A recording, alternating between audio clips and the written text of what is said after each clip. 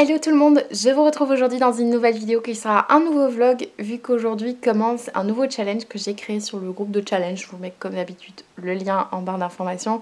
C'est un challenge qui s'appelle, que j'ai appelé le challenge de l'horloge. C'est un challenge au cours duquel on va choisir un nombre d'heures qu'on veut lire par semaine, durant cette semaine. Et selon le nombre d'heures, on essaye de l'atteindre au bout de la semaine. Donc le but c'est de s'armer d'un petit carnet, de noter tous les moments en fait qu'on a pris dans la journée pour lire. Soit on le fait au bout de la journée et on se rappelle quand est-ce qu'on a lu exactement, soit au moment où vous commencez à lire, vous mettez l'heure et quand vous terminez de... Même si c'est 10 minutes, quand vous terminez de lire, vous mettez l'heure finale. Et puis à la fin de la semaine, vous faites le décompte avec toute la liste. Voilà, donc il y a différentes catégories que j'ai mises, de 4 heures pour la semaine à 24 heures je pense pour ceux qui sont plutôt en congé ou qui n'ont pas forcément de travail ou voilà, qui ont pas d'enfants, voilà. Pour ma part je vais tenter 10 heures, je pense que c'est faisable dans le sens où si je lis 1 heure par jour en semaine, donc les 5 jours de la semaine et plus du coup dans le week-end, je pense que c'est tout à fait faisable. J'ai pas encore lu aujourd'hui parce que le livre que j'aimerais commencer aujourd'hui, eh bien j'ai besoin d'un spoil en fait pour le commencer, je vous dirai ça tout à l'heure. Mais sinon j'ai fait un petit tour chez Penmail, ce qui était plus ou moins prévu, mais ce qui n'était pas prévu c'est que je tombe sur autant de livres à la fois. Donc j'ai pris vraiment des livres que j'étais sûre de lire prochainement pour notamment le Black November dont je vous en parlerai à ce moment là, mais je vous montre déjà les livres de toute façon. Le premier c'est pas pour le Black November mais c'est un livre que ça fait... Enfin, c'est un livre qui est dans ma wishlist depuis qu'il est sorti, depuis que pas mal d'entre vous l'ont lu. Et j'ai jamais voulu l'acheter parce qu'il est très très cher. Je l'ai demandé pour mon anniversaire dans une grande liste. Du coup j'ai attendu et comme je l'ai pas reçu, je me suis dit voilà, je vais l'acheter en seconde main. Il était là, il était encore moins cher que la dernière fois où je l'avais vu, donc je suis super contente. Il s'agit de 1000 petits riens de Jodi Picoult à 5 €. Donc je suis assez contente parce que 5 € honnêtement, alors qu'il vient de 23,50 €, je pense plus de 24 € en Belgique, c'est vraiment... ça fait du bien quoi. En plus il est en très très bon état. Par contre il est très lourd et je pense que ça va être une très chouette découverte. J'ai jamais lu l'autrice donc je pense que vous en avez certainement déjà entendu parler. Mais je suis vraiment ravie de l'avoir trouvé. Le reste de mes petites trouvailles ce sont plutôt des livres de poche. Donc je vous montre. J'ai trouvé Derrière les portes de Billard Paris. Donc chaque livre coûtait 2 €. Et du coup j'en ai eu pour 15 € en tout pour 6 livres. Ce que je trouve que c'était assez raisonnable, même si c'était vraiment pas le moment de faire ça, mais bon voilà, tant pis. Derrière les portes, j'ai vu le résumé, il m'intrigue beaucoup, c'est un thriller. C'est une histoire d'un couple parfait, mais on sait que derrière les portes, ils ne sont pas si parfaits que ça, et je sais pas dans quel point de vue on va le lire, si c'est un point de vue omniscient ou si on va suivre une des deux personnes du couple, mais ça me tente bien. Un autre que j'ai trouvé c'est Tu me plais de Jacques Expert. Celui-là je serais ravie de le lire pour le Black November parce qu'il est très court. Il fait même pas 200 pages, il fait 173 pages. C'est une femme qui rencontre un homme dans le métro et il semblerait que leur relation ne soit pas si idyllique qu'elle n'y paraît parce qu'il est très spécial, le Vincent. Il a des pulsions bizarres, donc on va découvrir ça. C'est du Jacques Expert, donc j'imagine avec une révélation sur la fin, comme il a pu le faire avec Hortense. Hortense qui n'a pas été un grand coup de cœur pour ma part, mais c'était pas mal quand même. Donc j'aimerais beaucoup le découvrir celui-là, je pense que j'en avais entendu parler sur la chaîne de Lilia. J'ai trouvé un peu par hasard également un livre que j'ai pris parce que je me suis dit que pour le Black November ça conviendrait aussi. C'est le 5e jour de Maud Tabachnik. Je crois que c'est Sèvres qui l'a lu, je pense aussi que Cédric Hermen l'a lu, il me semble que c'était une claque pour l'un des deux. Ensuite j'ai trouvé, et là je suis super contente parce que je le cherchais même pas, je suis tombée dessus, j'ai fait ah bon, bah, je vais le prendre. J'ai trouvé Derrière les panneaux il y a les hommes de Joséphine Cardona que Sèvres avait beaucoup vanté. J'ai pas lu le résumé pour celui-là, donc je le lirai je pense lors du Black November. Je lis toujours ça, hein, mais j'espère. Donc j'espère de tout cœur le lire à ce moment-là, donc je peux pas vous dire pour le résumé parce que je ne l'ai pas lu. Et alors pour lequel j'ai vachement hésité. Je sais que Séverine l'a pas aimé du tout, mais je vous avoue que moi c'est vraiment le résumé qui a fait que j'ai eu envie de l'acheter. Il s'agit de Ragdoll de Daniel Cole. Celui-là j'hésite un peu, j'ai hésité, hein. J'ai failli le remettre et je me suis dit bah non, tu vas peut-être pas facilement le retrouver à 2 €, quoique, mais j'aime beaucoup le pitch de départ. C'est un cadavre recomposé à partir de 6 victimes démembrées et assemblées par des points de suture. Voilà, ça commence comme ça et je trouve le truc hyper original, donc voilà.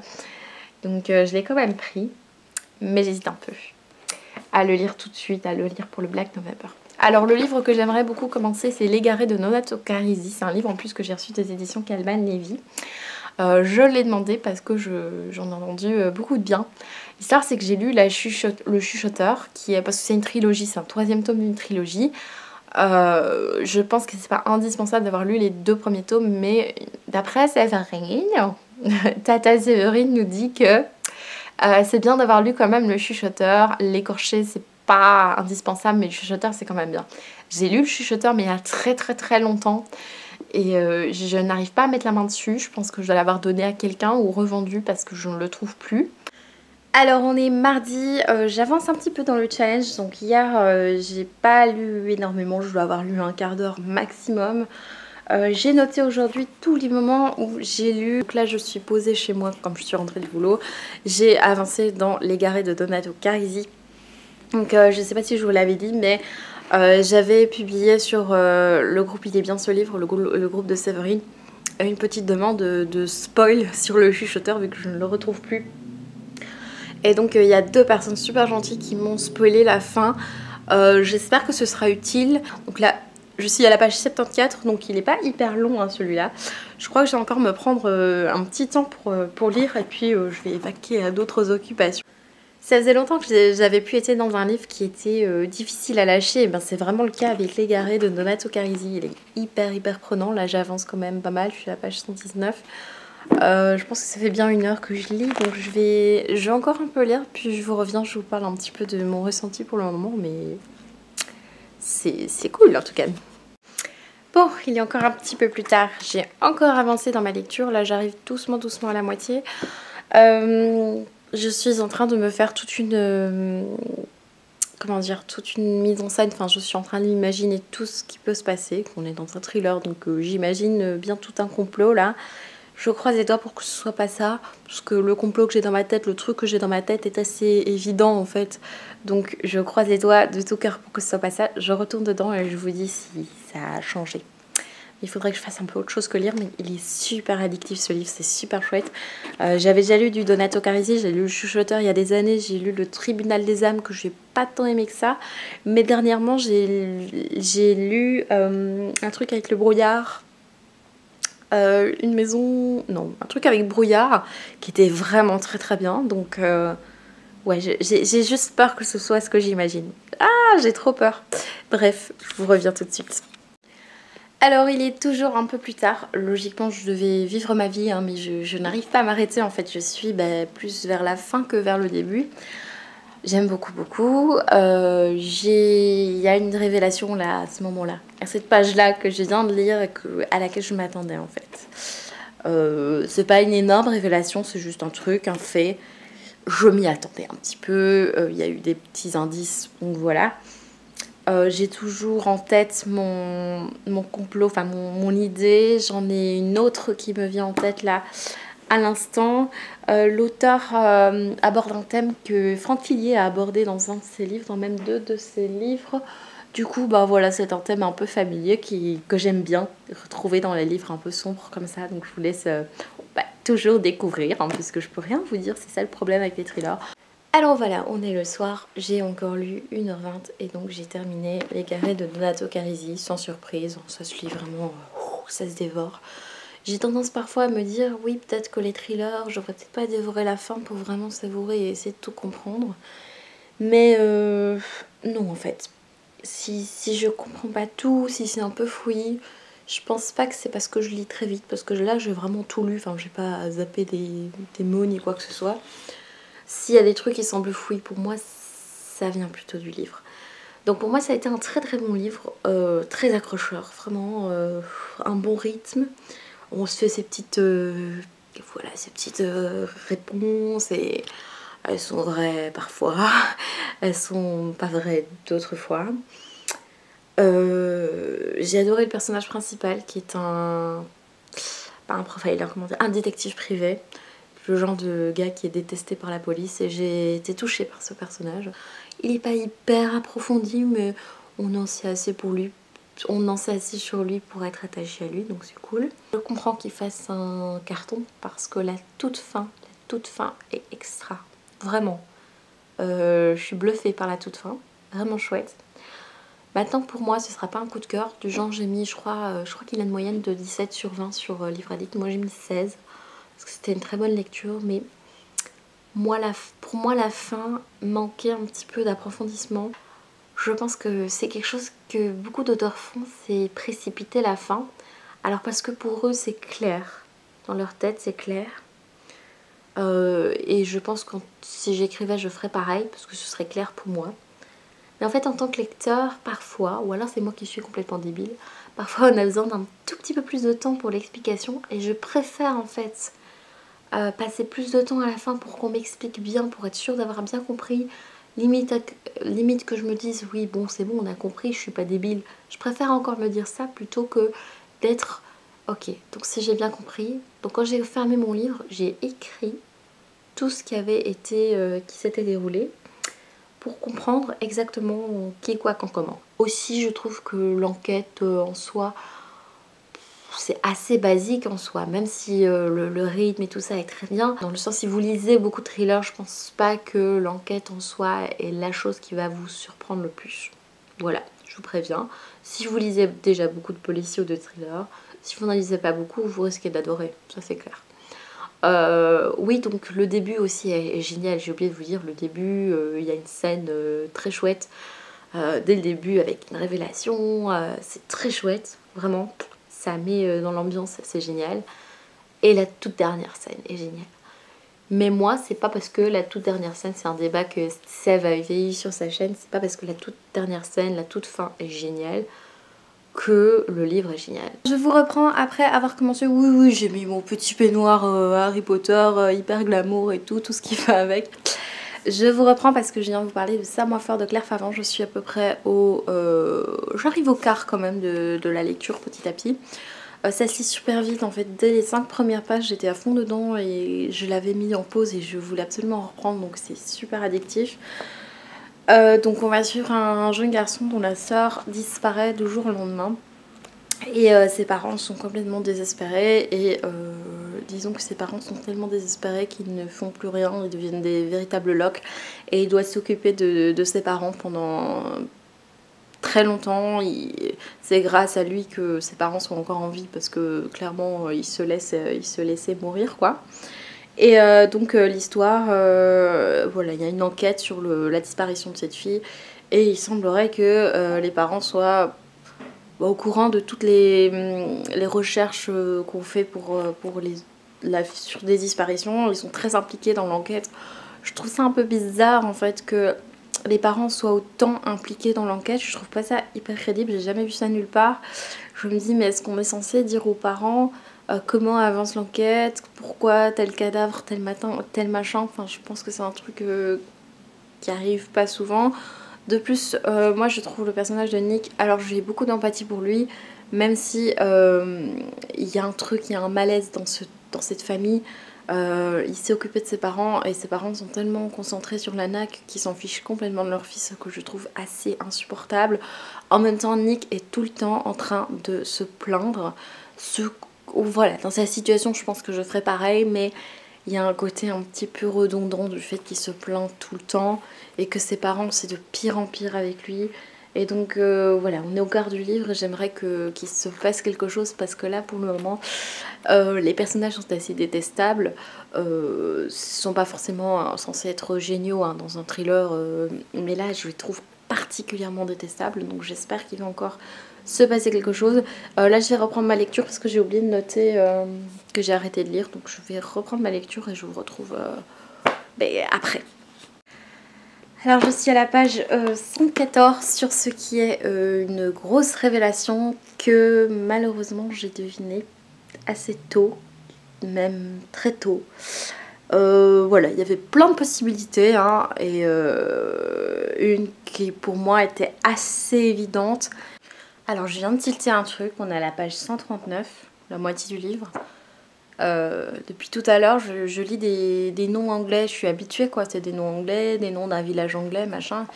En fait je viens de me rappeler que Claire Favant est une autrice française. Je me dis mais pourquoi est-ce que ça se passe de nouveau dans un pays anglophone? Pourquoi? C'est tellement chouette quand c'est en France, ça donne envie de découvrir des petits villages, des petits... Enfin bref. Pourquoi toujours faire ça dans un pays anglophone? Bon, j'adore l'Angleterre, hein, c'est pas ça, mais laissez ça aux auteurs anglais, quoi. Ou alors qu'il y ait une raison, quoi, de le faire, mais là, c'est dommage. Alors, je viens d'arriver à la 3e partie du livre. La 2e partie est consacrée à l'inspecteur Mike, qui enquête, du coup, sur... la disparition du début du livre. Donc là je suis vraiment au dernier tiers je pense de ma lecture. À nouveau je lis alors que je ne devrais absolument pas lire hein, mais c'est ça le problème quand je lis du thriller, je sais pas m'arrêter. Oui, donc on suit cette enquête. Alors Mike c'est un personnage, bon on a déjà rencontré des personnages comme ça dans des policiers thrillers, mais je vous jure qu'il se passe un truc auquel je ne m'attendais pas du tout. Je me dis mais pourquoi il se passe ça? Je sais pas si j'aime bien ce qui se passe ou pas. Quand je l'ai lu, je me suis dit ok. Et du coup, j'ai compris pourquoi l'histoire se passait pas en France, par exemple.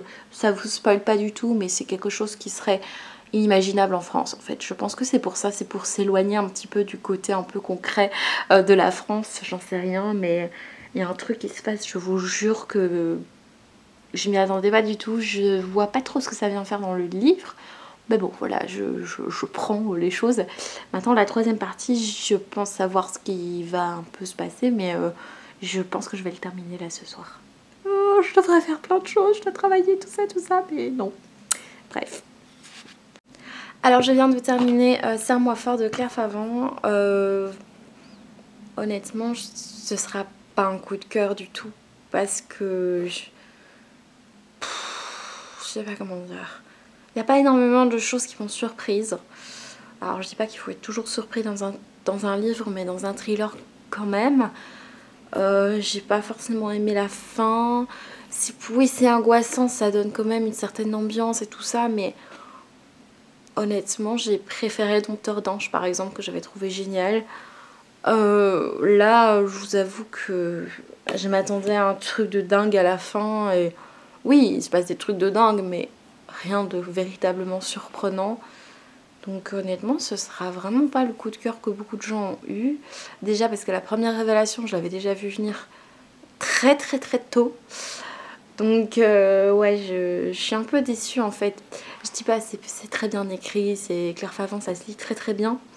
Mais il y a beaucoup de choses qui sont extrêmement folles qui se passent dans ce livre et pourtant j'ai pas accroché quoi. Enfin oui, je sais pas comment expliquer, j'ai accroché bien sûr, j'ai tout dévoré d'un coup, mais à partir d'une certaine chose qui se passe dans le livre, fin de la 2e partie, il y a 3 parties, elle m'a perdue. Elle m'a littéralement perdue. Donc voilà pour Serre-moi fort de Claire Favant. Je vais me lancer dans une autre lecture, je sais pas encore laquelle. En tout cas, ce sera peut-être pas un thriller, je suis pas sûre. Enfin, j'ai envie, mais je me dis peut-être un peu changer de genre. Voilà. Hello, alors je sais pas pourquoi je dis hello, c'est toujours le même vlog. Je vous retrouve, on est vendredi, je sais pas si je vous ai parlé hier, jeudi, je pense pas du tout. Je reviens du boulot, je suis en vacances en fait. Voilà, j'ai une semaine de vacances donc c'est très chouette. C'est pas pour ça que je viens vous parler, j'ai terminé un roman. J'ai acheté des romans, j'en ai reçu un que je vais ouvrir devant vous. Je vais commencer par le roman que j'ai lu, hein. J'ai lu donc Le Confident d'Hélène Grémillon, je l'ai lu vraiment à toutes mes pauses pour le challenge, c'était vraiment cool. Je l'ai lu à toutes mes pauses et je l'ai lu lors de trajets et puis je l'ai terminé le soir en 1h30, donc avant d'aller dormir. Et franchement j'ai beaucoup aimé. Donc qu'est-ce que ça raconte? On va suivre une jeune femme qui vient de perdre sa mère et elle reçoit pas mal de courriers de condoléances, hein. C'est un peu quand tu reçois jamais de courrier mais que tu en reçois que quand quelqu'un meurt. Bon, c'est déjà bien d'en recevoir quand quelqu'un meurt, hein, ceci dit. Et elle reçoit un courrier un jour d'un homme, elle sait pas qui c'est, et il est en train de raconter une histoire, et c'est un fameux Louis, elle sait pas qui c'est. Donc on va suivre cette jeune femme au présent, mais pas énormément, je trouve qu'on s'attarde pas énormément sur son présent. Ce qui est pas plus mal parce que c'est pas forcément très intéressant. Mais on va suivre l'histoire de Louis qui était très amoureux d'une jeune fille, Annie. Et il explique son amour pour cette jeune fille. Et je sais pas comment vous résumer parce qu'il y a des trucs hyper importants qui se passent. Qui pourraient m'aider à résumer le livre. Mais je sais juste pas quand ça se passe dans le livre. Si c'est au quart ou si c'est trop tard pour vous en parler. De toute façon dans le résumé ils en parlent pas. Donc c'est peut-être bien de pas vous en parler. Voilà. Qui va pas du tout tenter hein. Donc on est sur un récit en effet assez compliqué dans la narration parce qu'on suit différentes histoires et on a aussi le point de vue de Annie, la fille dont est amoureux Louis. Hier quand j'étais à l'école, il y a une des instits qui me dit « Oh c'est bizarre, ma fille est justement en train de lire ce livre là pour l'école ». Je me dis « Tiens, elle le lit pour l'école ». Mais par contre elle a beaucoup de mal, elle me disait que sa fille de 15 ans avait beaucoup de mal avec ce livre et moi je comprenais pas trop pourquoi. Et maintenant je pense que je vois, c'est à cause des différents points de vue et c'est vrai qu'on est parfois un petit peu perdu, surtout quand c'est Louis qui raconte. Moi parfois je suis un petit peu perdue. Donc c'est vrai que je me suis perdue parfois dans l'histoire de Louis, mais après ça va, je me suis retrouvée. Voilà.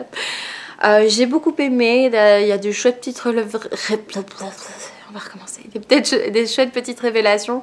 Moi, franchement j'ai vraiment bien aimé cette histoire. Ce sera pas un coup de cœur, mais oui c'est une belle histoire d'amour.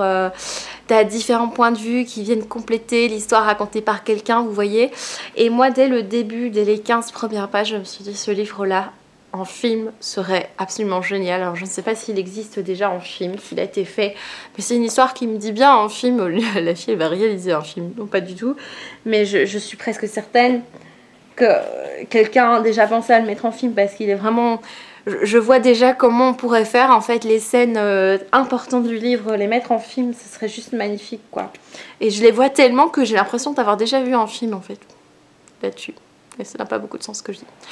Donc oui, ça a été une bonne lecture, outre le côté un peu fouillis avec Louis qui n'explique pas bien quand on est. Moi je trouve c'est important quand même de bien dire, il y a des moments où c'est important quoi, de savoir où on en est. Alors au niveau des réceptions livresques, j'ai plus reçu de livres dernièrement. Sauf aujourd'hui, donc on est vendredi, j'ai reçu, le facteur est passé, il a voulu me poster un truc donc je vais le chercher demain, donc je l'aurai un peu plus tard dans la vidéo. Et il y a un livre, celui-là je sais ce que c'est. Ah je suis trop contente, j'ai reçu Quand on parle de loup de Julie Goisset, c'est comme je suis depuis récemment en partenariat avec Belfond. J'ai pu choisir parmi leurs sorties, j'ai choisi celui-là, je sais plus qui en avait parlé. Je sais plus, et je me suis dit que ce serait parfait pour le Black November parce qu'il est pas très long et il pourrait convenir pour la bonne semaine. Et il y a Léa qui me dit bonjour Isabelle, bonne lecture durant votre Black November. je lui avais dit, que c'était justement pour le Black November, donc c'est super sympa d'y avoir pensé. Donc je vais le lire en effet. Alors c'est pas un roman noir dans le sens, c'est pas un thriller, mais c'est un roman, je pense que c'est une femme qui quitte son mari et puis elle tombe amoureuse d'une femme et on parle de combat contre l'homophobie, donc c'est un roman quand même pas hyper joyeux, donc moi je vais l'insérer dans le Black November avec l'accent de merde. Et du coup j'ai reçu un livre, est-ce que je vous en parle? Oui, je vous en parlerai parce que de toute façon ce sera publié après, donc c'est parfait. C'est La mère qui prend l'homme et celui-là j'en ai pas encore entendu parler. C'est comme la chanson de Renaud, hein, c'est pas la mer qui prend l'homme. Donc on va retrouver dans un bateau une femme complètement choquée et qui a perdu la mémoire et tout le reste de l'équipage a disparu et on va enquêter là-dessus. Donc je suis super contente, ça c'est du roman noir vraiment. Donc je pensais qu'il serait plus gros et évidemment je viens vous parler de petits achats. J'avais, j'ai profité d'un coupon que j'avais chez Fnac de 10 € plus un petit bon d'achat que j'ai reçu pour mon anniversaire et du coup j'ai enfin été. Du coup grâce à ce bon et à ce cadeau, j'ai acheté un livre que j'ai envie d'acheter depuis 10 semaines. C'est La coupure de Fiona Barton. Ça fait très longtemps que je veux l'acheter. Grâce à qui on va même pas se poser la question, hein, n'est-ce pas? Puisque vu que cette chaîne est entièrement sponsorisée par Séverine, disait bien se lire.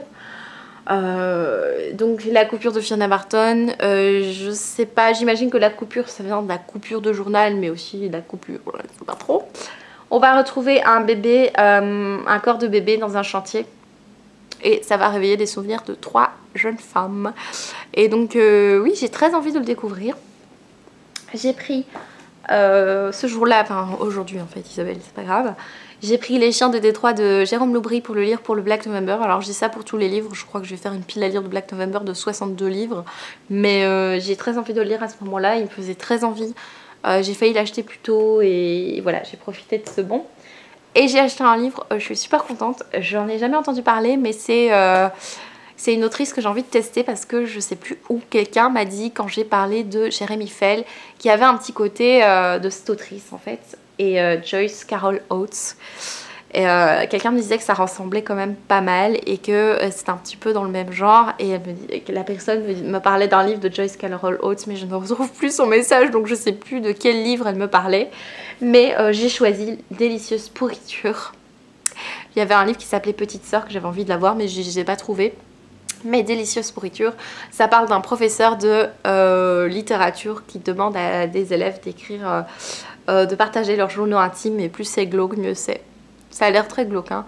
Ils disent que c'est un pur bijou, ben je veux bien croire, donc je pense que c'est un truc que je pourrais lire aussi pour le Black November, hein. Cette fille pense que le Black November dure 1 an, mais c'est pas grave.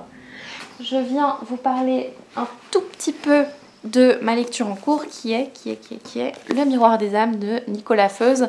Ça commence très bien, hein. Ça commence par un gars qui est un flic tout de suite dans le prologue et il est débusqué par le Vénitien qui est un, je pense que c'est le tueur en série du livre. Et le Vénitien le trucide en coulant du verre du Murano dans sa gorge. Donc vous savez, quand tu coules du verre, c'est très chaud. Donc c'est horrible, absolument dégueulasse. Le gars, il voit le truc arriver, il sait rien faire. Et donc ça commence comme ça. Donc voilà, j'aime beaucoup. Franchement, j'aime beaucoup. Donc j'ai continué aujourd'hui ça. Et puis ben, j'ai pas mal de trucs à lire. Hein, donc voilà. Je vous reviens plus tard, parce que j'aurai sûrement d'autres trucs à vous raconter. Alors on est samedi avant-dernier jour du vlog et premier jour de vacances pour ma part. Donc j'ai pas encore fait de décompte de toutes les heures que j'ai lues. Je ferai ça demain et ça fera un petit peu un effet de surprise. Je saurai combien de temps j'ai lu parce que j'aime bien le côté surprise. J'ai reçu un colis, je l'avais un petit peu oublié, des éditions Ring, qui est une maison d'édition, en fait c'est celle qu'a publié Mathias Copping, qui a écrit un livre un peu trash comme ça, Les Démoniaques. Et il y a un autre livre qui me tentait chez eux, je vous montre, c'est un gros colis, donc je vais ouvrir ça devant vous. Oui, je suis super contente, c'est un livre qui sort le 8 novembre, donc à l'heure où vous voyez cette vidéo il sera peut-être déjà sorti parce que je ne sais pas du tout comment je vais m'organiser. Il s'agit donc de Ring, non pardon, de Sinestra d'Armel Carbonell. C'est un thriller publié chez Ring. C'est un thriller avec un seul mot, donc il peut très bien convenir pour le challenge, le fameux challenge. La fille elle regarde vers la fin. De quoi ça parle? Ça se passe en 1942 en Suisse. Je sais pas trop de quoi ça parle, en tout cas ce sont des réfugiés de guerre qui ont vraiment des désordres psychiques et ils vont rencontrer le mal. Je sais pas du tout si c'est vraiment du thriller ou si c'est vraiment du roman sombre sur fond de guerre, Seconde Guerre mondiale. Je sais pas encore, en tout cas ça a l'air très bien. Et le suivant, il est énorme par contre, je ne sais pas. C'est le Manufactureur de Mathias Copping. C'est une énorme brique. Je ne pensais pas qu'il serait si long. Bon, les pages sont grosses, donc ça va. Il fait 500 pages. Ouh là là, j'ai un petit peu peur. Il est vraiment très gros. C'est un gros pavé. Et on est en 1991. Il y a des Serbes paramilitaires qui massacrent une famille dans un village en Croatie et un petit garçon laissé pour mort échappe aux griffes de ses tortionnaires. J'espère que le résumé n'en dit pas trop. Et puis on est en 2017 et on retrouve un cadavre de fille, de femme, de son bébé. J'ai hâte. Je sais pas par lequel je vais commencer, ce sera peut-être plutôt Sinestra, mais en tout cas, waouh, c'était gros pavé, hein. Et les pages sont quand même assez grosses. Donc voilà, je mets ça de côté. Je vais aujourd'hui retourner à ma lecture. Alors pas tout de suite parce que là je vais filmer la vidéo du Black November justement. Donc je suis en train de la préparer et de faire un ravalement de façade pour vous filmer ce Black November. Je dois vous faire quelques photos également pour Instagram. Je dois m'occuper de mon appartement. Enfin, quand on est en congé, en fait, on profite de ce moment pour faire du rangement, du ménage, du machin. Donc c'est... Voilà, je vais prendre un peu de temps après pour me reposer et je vais quand même prendre le temps d'un peu me plonger dans le miroir des âmes vu que j'ai un peu avancé hier. Vraiment, je suis à la page 43, pas très loin, mais j'aime déjà beaucoup. Il y a eu un attentat et un magistrat a été fortement blessé et il a oublié son nom. Un procureur a été fortement blessé et il a oublié son nom. Donc il cherche un petit peu son identité. Donc c'est un livre très court, hein, donc je pense que je l'aurai terminé aujourd'hui ou demain et je vous tiens au courant bien sûr. Alors on est toujours samedi, j'ai filmé ma vidéo pile à lire, j'ai fait une pile quand j'ai fini ma vidéo et tous mes livres sont tombés. Donc voilà l'état de mon appartement après avoir filmé, c'est magnifique. Et là comme vous voyez je suis en train de la mettre sur l'ordinateur quoi, donc j'espère que je pourrai vous la publier assez tôt. Et en fait je vous reviens parce que en revenant des courses, il y avait un colis.